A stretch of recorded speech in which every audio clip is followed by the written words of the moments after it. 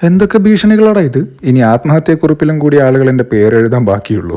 Anyways, എന്നായാലും ഞാൻ ഈ പടത്തെ പറ്റി എന്തായാലും പറയും. Because it's such A beautiful movie. എന്നാ പിന്നെ ഇദ്ദേഹത്തിന്റെ ഇന്റർനെറ്റ് തീരുന്നതിന് മുമ്പ് തന്നെ അങ്ങ് ചെയ്ത് കളയാം. അപ്പൊ വർഷം 2015 ഡിസംബർ മാസത്തിൽ ഒരു തണുത്ത രാത്രി ഒരു 8-8:30 ആവുമ്പോഴേക്ക് ഭക്ഷണമൊക്കെ കഴിച്ച് ഒരു 6 ഫ്രണ്ട്സ് 3 ബൈക്കിൽ ജാക്കറ്റൊക്കെ ഇട്ട് ഇറങ്ങി. നിങ്ങൾക്ക് ഈ ബാംഗ്ലൂരിലെ ചില റോഡുകളുടെ പ്രത്യേകത അറിയോ? ആ റോഡിന്റെ ഇരുവശങ്ങളിലും മരങ്ങൾ വളർന്ന് അതിന്റെ ചില്ലകൾ റോഡിലേക്ക് താണു കിടപ്പുണ്ടാവും. അതിലേക്കൂടെ പോകുമ്പോൾ ഒരു പ്രത്യേക തണുപ്പാണ്.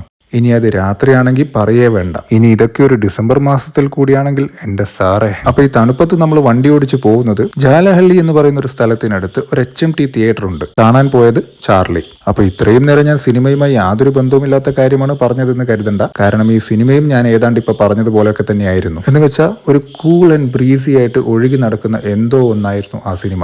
ആ സിനിമ കണ്ടുകൊണ്ടിരിക്കുമ്പോൾ തിയേറ്ററിനകത്തെ AC-യുടെ തണുപ്പ് മാത്രമായിരുന്നില്ല, സ്ക്രീനിൽ നിന്ന് പുറത്തേക്കും എന്തോ ഒരു തരം തണുപ്പ് ഒഴുകുന്നുണ്ടായിരുന്നു.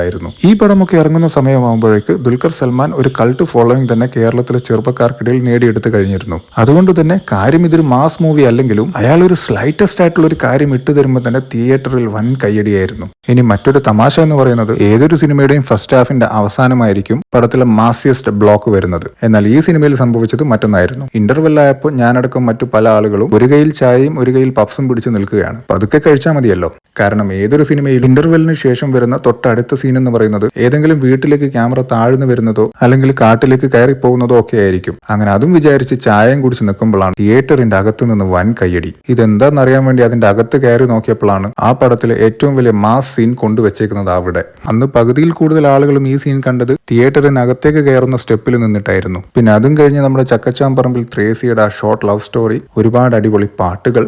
ഓക്കെ, ഞാനിതിവിടെ നിർത്തുകയാണ്. ഈ പടത്തെ പറ്റി പറയാനാണെങ്കിൽ ഒരുപാട് പറയേണ്ടി വരും. നമുക്കുള്ള ഫീൽ ഗുഡ് സിനിമകളൊക്കെ ഒരു ക്ലാസ്സിൽ പിടിച്ചിരുത്തിയാൽ അവിടുത്തെ ഏറ്റവും ബെസ്റ്റ് സ്റ്റുഡന്റ് ആയിരിക്കും ഈ സിനിമ.